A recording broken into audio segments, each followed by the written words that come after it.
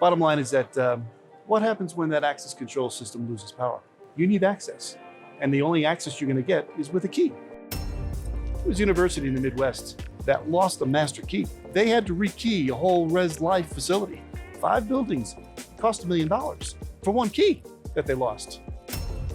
After the Uvalde shooting in Texas that killed 21 people, one of the first responders, 4 times they asked for master keys. Never got them. Keeping the keys in the location, at that facility is critical. Esto es Punto de Reunión. Bienvenidos a Punto de Reunión. Welcome to the best and only podcast in the world that talks about safety, risk management, and awareness. Are you ready to unlock the secrets of the security sector with our next guest? Well, be prepared because we talked with Tim Purpura. He has more than 2 decades of experience in the lock and safety industry. Have you ever stopped to think about the importance of a key? Yes, a key like those to close doors, cabinets, or safety boxes. Well, Tim is an expert in the proper use of keys when it is related to the highest levels of security. But that is not all. He is also a member of Morse Watchmans, a global powerhouse in electronic key control and asset management, where he currently serves as Vice President of Global Sales and Marketing. And he also has a heart of gold. He is former president and board member of Mission 500, an organization dedicated to children's safety. He has demonstrated a commitment to making the world a safer place for the next generation. Get ready to dive deep in the world of security and technology. Stay tuned for an episode filled with insights, inspiration, and maybe even a few surprises. So here we are in Expo Safety in Mexico City in Centro Banamex. And now we are very happy to have Mr. Tim Purpura. Thank you very much for being with us. Thanks for having me. It's a great show, so I'm happy to talk about it. It's a very interesting topic. We have never talked about this, and we are very excited of it. First of all, thank you for this opportunity to be with us. It's I'm sure that for our audience, we call them lifesavers. I'm sure that for them it's going to be very interesting too. I would like to start asking you, as a Vice President of Worldwide Sales and Marketing for Morse Watchman, can you tell us a little bit more of what they do? What do you do there? Sure. So Morse Watchmans is a manufacturer of electronic key control and asset management systems. Okay. We were founded in 1882. It's a while ago. Wow. It's 140 years, I think. But in 1882 to really for security guards. They were clocks that they hung around their necks, and they would do their security walk throughout a facility, get to a point, there's a box with a key, they turn it in the clock, stamps a ribbon to say that they were at that location, right? So that was a long time ago. In the 80s, we produced electronic guard tour systems, and we still have guard tour systems available today. However, it was in the early 90s, 1993 to be specific, where we developed the first electronic key control system. Our founders actually were, at a facility. I'm not even sure what kind of facility, but they were at a client's place, and there were keys all over the desk, and they were like, "You need to control these." How it will manage? So that's when they decided to come up with electronic key control. Electronic, you mean like purely electronic, or also digital, like a digital device like passwords? Or... Yeah. So it's so the keys are in fact locked in a cabinet. So it's a cabinet that locks the keys in it. It's got a door that locks. What happens is that the user would authenticate themselves either with a biometric reader. It could be a PIN code or fingerprint biometric, and or prox card. System knows who they are because it's pre-programmed. It knows what keys they have permissions to, and they are able to take the keys that they need to do their job for the day. System unlocks, the key unlocks their keys. Every other key is locked in the system. Mm-hmm. All right, so that key is tracked. They know that, who took it, for how long, when they returned it, or if they don't return it, it sends an alert. So there are parameters that you can set for the keys. If you have a sensitive key that you only want to be out in the system for 15 minutes or a half hour, right? And then there are parameters for the people. You can set time restrictions for the people who are, using keys. So we have record of more than 3,000 years of having keys as human beings. Okay, I didn't know that. Very different kind of keys. I didn't know that either. Yeah. I just read about it, and it's very interesting that for every key, for every lock, the human has tried to override this key, like to violate it and to open it by force or Sure. not by force with some kind of devices like Sure. to open it for every key, for every door. So how do you see that, this race that you have to develop this kind of technology to improve that and to make them safer every time? Yeah, so the Key Watchers is the brand name. It protects the keys, right? It secures the keys. And all of the people who can, in fact, have permission to use that key can get that key, all right? So, yeah, it's security for the keys. It's also security for the people in the facility, knowing that if you're entering a sensitive area, that person's been vetted. That person has permission to be there. There's right? a level of responsibility there. Absolutely, absolutely. Now, if I took a key out and I handed it to you, I am still responsible for that key. All right. Even So, if I lost it, it's even your if you lost it, responsibility. it's my responsibility because I'm the one that took that key out. All right. So but there's a full audit trail, and of course, you have to go through your hiring procedures and be sure that you're hiring the good people, right? Not the Exactly. bad people who want to steal the keys. Yeah. But yeah, so the system really truly holds the keys, secures the keys, and allows access only for the ones who have been vetted. I don't know if there are many safety devices like boxes and cabinets and this for how long, but nowadays you have developed some very interesting ones with technology involved. Like, how is this technology working for these new boxes and for these new cabinets that make them safer than before? Yeah, so I mean, if you look at a pharmaceutical facility in a hospital or pharmacy in a hospital, right? So they, people want to get Keeping in there. the drugs and Yeah, keeping the exactly. So a key watcher can be substances used can be used for, giving people the key to get into certain boxes that hold specific drugs. But there are products out there that electronic locks that are on doors and on boxes that can be used. That's not what we do, but certainly they're out there, and they can be programmed so that your card, they know who you are, that you access that box to get whatever's inside of it. Asset management. We do have a sister company called Supply Point, and they are a locker manufacturer. And so, kind of the same concept where you authenticate yourself to access a cabinet or a locker that has whatever you need to use, in it. You take it out, you close it. So it's tracking that. So it's tracking the fact that you did take that product. In practice, in the real world, I can think of two typical ways of protecting through keys. One is you have a master key that opens every door. Sure. And the other one is that you have dozens of keys that you will save them in one cabinet, and then you have again one door, Right. one key One to key. open this cabinet. Yeah. How risky is that? Like, Well- you still have one key, and if you lose this key or if you put on the Absolutely. And that point is excellent, because if you look at, a university, right?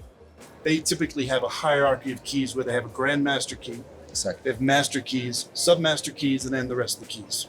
Right? There was a university in the Midwest a few years back that lost a master key. Okay, so Wow. they had to rekey a whole Res Life facility, 5 buildings, cost $1 million for one key that they lost. It was one master key. So the protection of those keys and keeping them secure in a cabinet like a key watcher is essential. You really have to keep them tight. Even in a hotel, the general manager has his or her keys, right? They should be in a key watcher. And most hotels do have key control, but they should be in a key watcher that a general manager doesn't take them home. Because what if they're at a 7-Eleven or a supermarket? Retail or They have it on their front seat of their right car. behind the cashier. And you go Yeah. inside, and the next thing you know, they come in and their car's been broken into, and all those keys are gone. Okay, somebody has access now either to that school or to that facility wherever they work. Yeah. Right? So that's a problem. So keeping the keys in the location, at that facility is critical. There are many universities now that are putting key watchers in every building on the campus, And they're doing that so the keys don't travel. Somebody gets their keys to, it could be a contractor, to do work in a building, across campus. So instead of going to the security office to get their keys, they're going directly to that building. So the key's not walking across campus. You're mitigating the risk of losing that key, while it's traveling across campus and back. So they go directly to that building, put in their access code, and they can be given one-time access codes or more if they're a regular employee.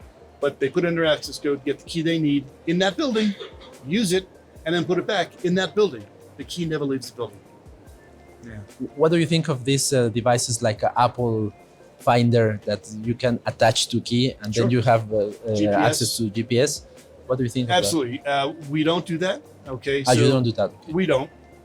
But I do have clients that do. Attach it to our smart key. So our smart key is a key that goes into the slot, and keys hang on the smart key, but it has a chip, and that chip is programmed for what's hanging on that smart key, right?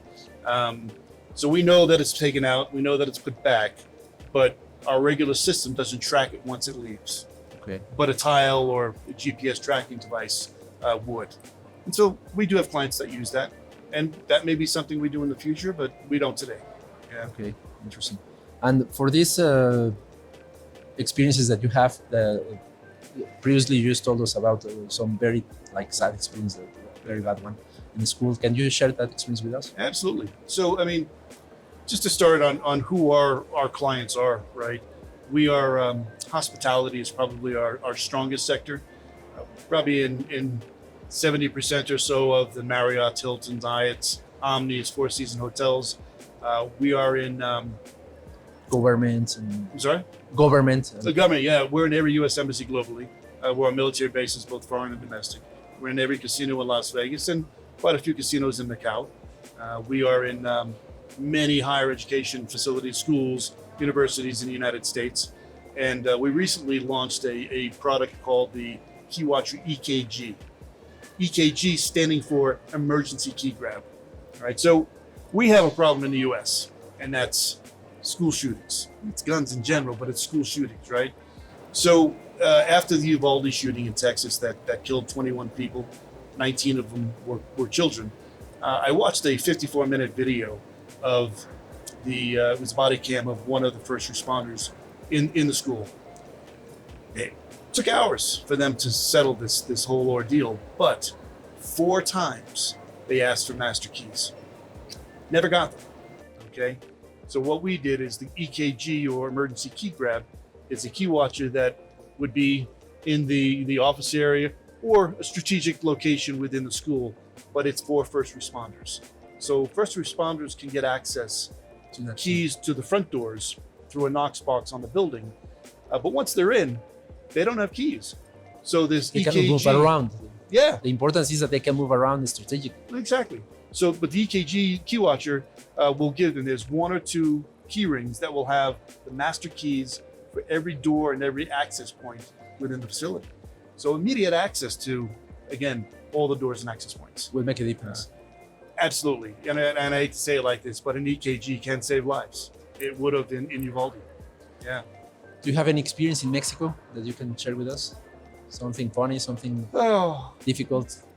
yeah, well, certainly I have a difficult thing, but not sure I really want to talk about it. It's a dealer who lost his life in a kidnapping, but that was 3.5 years ago. But in Mexico, frankly, it's a strong market, and I feel it's virtually untapped for us, right? I actually talked to one of our, I do have a dealer here in Mexico City, and another person talked to me about being a dealer who would cover the Cancun, the resort areas. Hotels. Huge opportunity in hotels in Cancun, because I'm not sure we're in many of them. So, so that's it. I've come to Mexico 4 or 5 times. I love Mexico City. It's a beautiful city. So, but no real stories, no real war stories. What about the future? We are facing a digital future, and as much as I can think of getting rid of physical keys, You're not going to. I don't think this is going to happen. You It's just like- said, you just told me that the keys have been around 3,000 years. and they will let's keep expect for another 3,000 2000. more. Yeah. Keys aren't going away. Yes, you have card access. There's an industry we are really it's in its infant stages, and we're dipping our toes into it. But every time I talk to some people in this industry, and I won't talk about the industry, but they say, we're all card access. We don't have keys. Well, in the office, there's a little box. You open it up. I look in. Okay, you don't have keys, but they have keys. Bottom line is that what happens when that access control system loses power?